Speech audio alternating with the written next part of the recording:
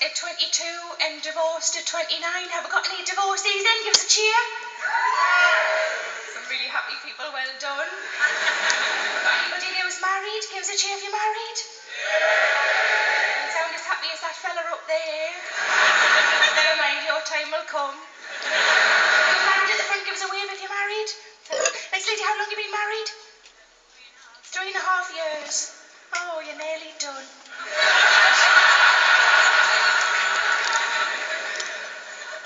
When I got divorced, I moved back in with my mum and dad. That's not good, is it?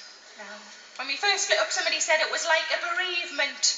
It's one of those stock phrases that roll out to people who've never thought of peeing on the husband's toothbrush.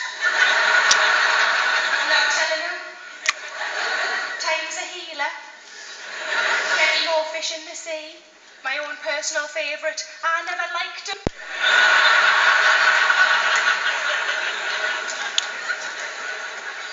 That was me mum.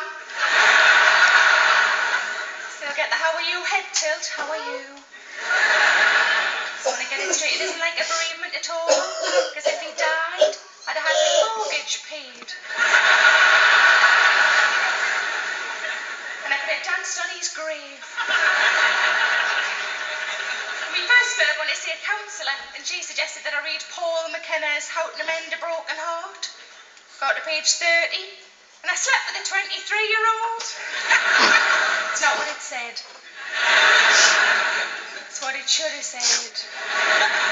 Because it really bloody worked. When I bought the book, I bought it off Amazon, and underneath it said, customers who bought this also bought Suicide Isn't Always the Answer.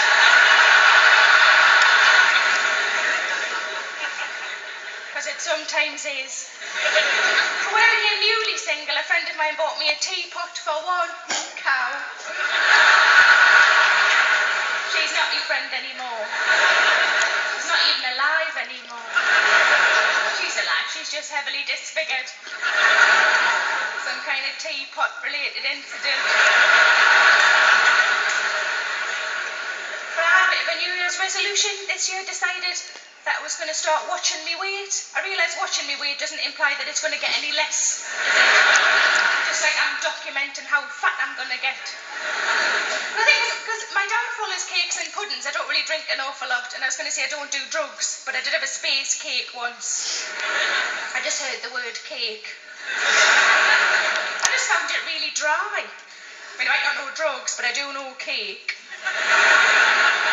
I think a bit of buttercream wouldn't have gone astray. It's almost like they hadn't thought about the cake part at all. But I think I'm like everybody else in that there are bits of me I really don't like, and I really don't like my legs. And recently I decided, sod it, nobody cares but you, just wear a skirt. So I wore a skirt, and on the first day of wearing a skirt, I got whistled at by a builder. How good is that? It wasn't so much a wolf whistle as he went...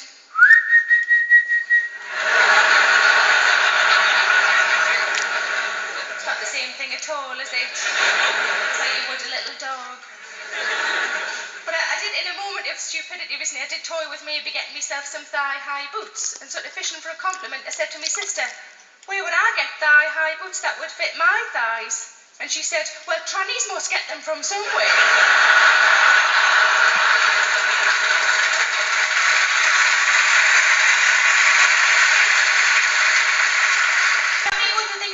Storage and deciding what to keep and what to bin, and I don't really know what I'm supposed to do with my wedding dress.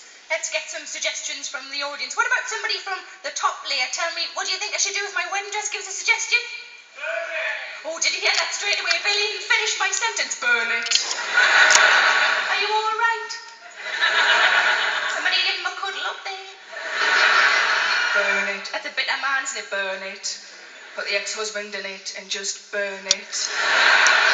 Pretty sure that's murder. A suggestion from the lovely ladies in the front here. What about any of you lovely ladies? Give me a suggestion. What do you think? Oh, you're conferring. That's good. Tell me. Charity shop. I thought about that because there's one not far from where Mum and Dad live. It's always just full of pensioners. And I love the idea of an old lady buying it for like £4 and just twirling.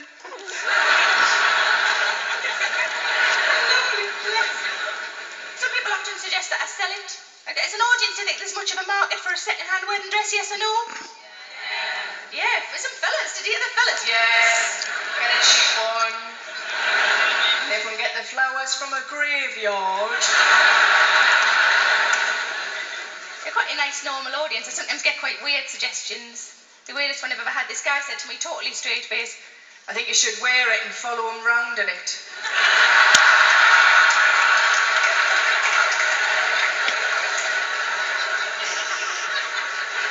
And I looked at his girlfriend who was sitting beside him as if she was going to go, what do you like? And she just went. That's not my favourite one. My favourite one I've ever had. Somebody said I should wear it on first dates.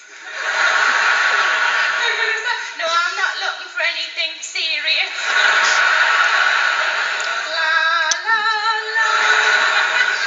Oh, you've been really nice. But I'll leave you with one thing. I've noticed recently how you can tell as a woman whether or not you're overweight. It's during the throes of passion, when your partner picks you up, whether or not he says 1, 2, 3 first. You've been lovely. Thank you very much. Good night.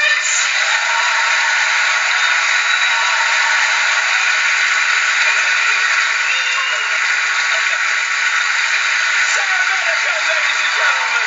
We love it, the Millican.